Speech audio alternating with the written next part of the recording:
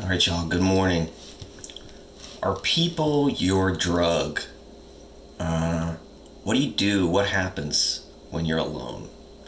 These two questions are intertwined.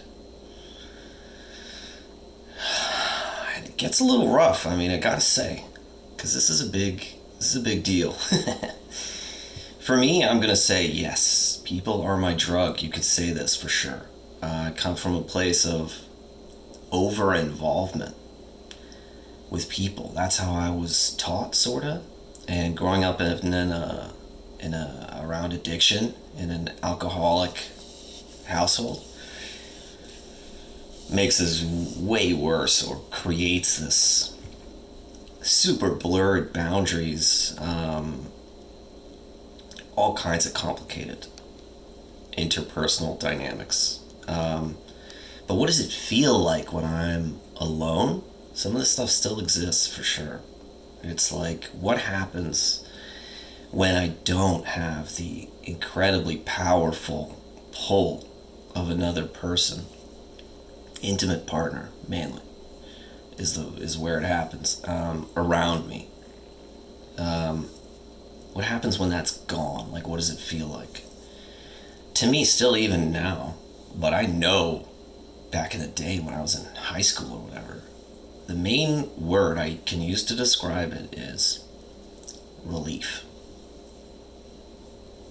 Holy crap, relief. I am alone. And that's kind of something. Just take that. Like, getting a little goosebumpy, because that's crazy. When you're alone, the main thing you feel is relief. That means there's something up. There's something wrong with that bond. There's something wrong with that attachment, if you want to put it in psychology terms. There's something deeply wrong. If the thing that you feel when you don't have that around is relief, what is up? And I'm talking about high school, more than that. Back further than that.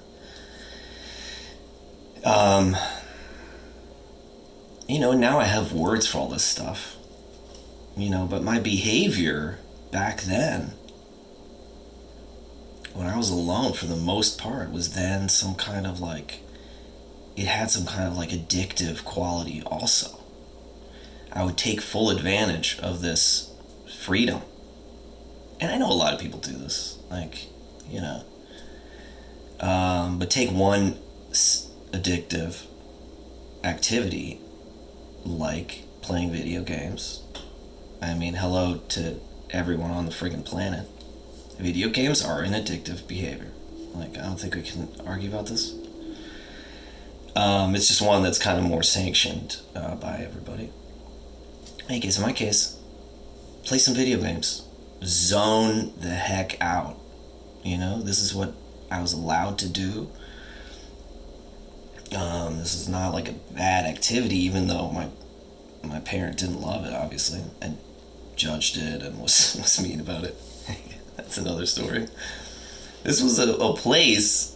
Video games is a place. It's addictive I should make a video just about this, but it's addictive for lots of reasons. Let's just say. One is that you're zoned out in a pretty semi-pleasant way. You're not connected to the real situation of your life, and that is a relief also. So I would take my freedom and I would put it into this activity that disconnected me even more from the world. Okay, where I could achieve stuff just by being good at a video game. Really easy to achieve, whatever. High scores, beat the boss, whatever, who cares? And have power over the situation, another big point. In any case, this is what I gravitated towards when I was alone. This is one of the activities, okay?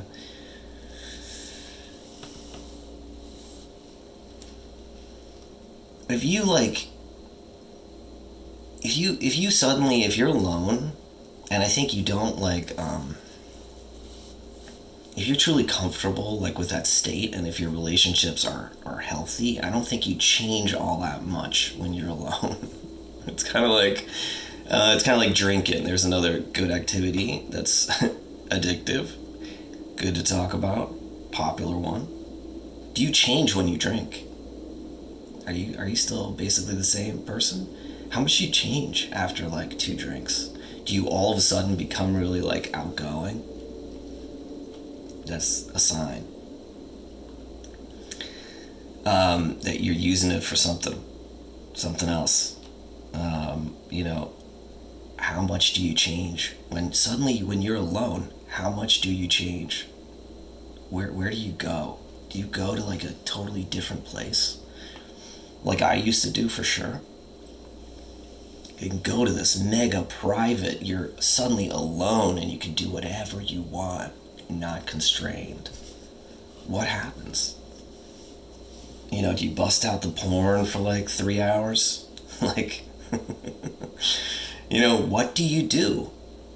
Or do you take a nice warm bath and read a book? Do you cook yourself a meal? Like, these are vastly different activities to do when you're alone with your really free time, where you can do what you want. No one's around, no one's judging what you're doing. So what do you do? And even just asking the question or looking at what you have done in the last year or whatever, or times you're alone, what do you do? Check it out. It tells you a huge amount about yourself and what you get out of relationships. Are they just like another normal part of your life? Or are they something else? So in my case, they're something else.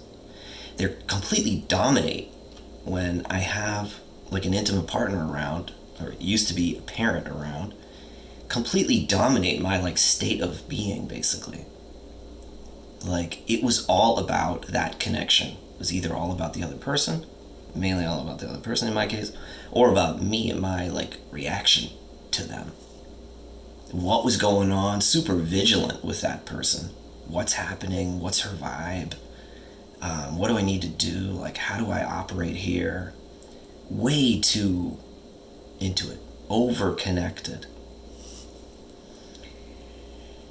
And from my parents' point of view, or the behavior towards me was either semi-absent, so under-involvement, or over-involvement, overbearing. Super, like, judgy on what I was doing, telling me what to do, that type of thing. So there's a reason why when that was not there, I felt relief. Because it's draining, it's completely dominating everything. Like, it is a freedom, a nice feeling when that is not there anymore.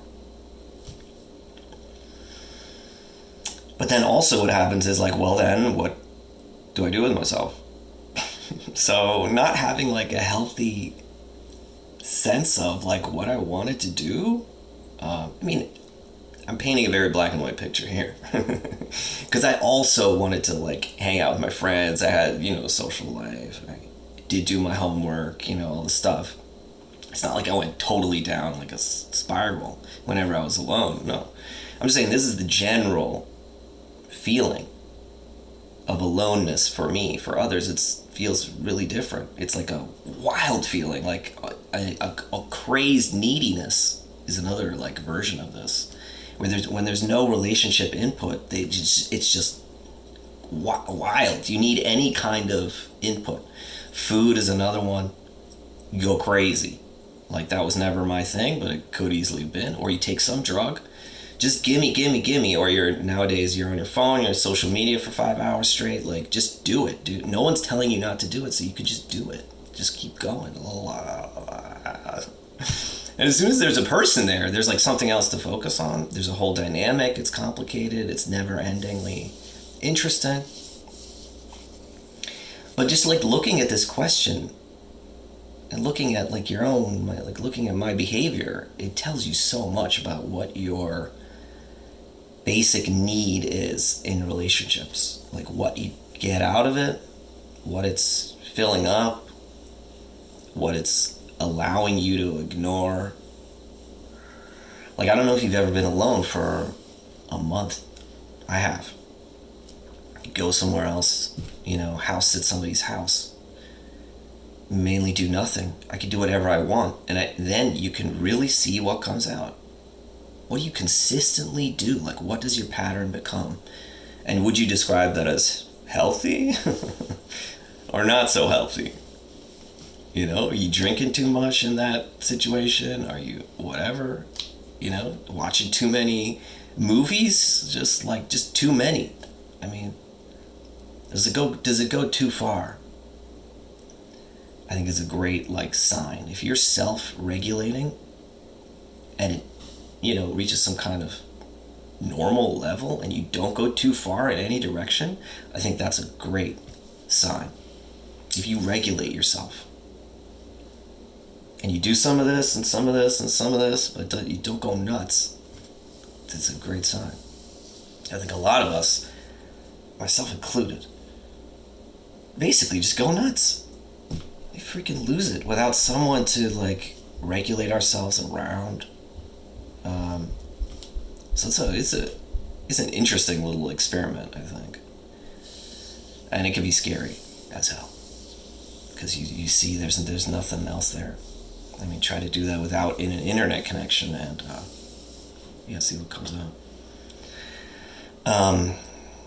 Okay, it's just a little bit about solitude.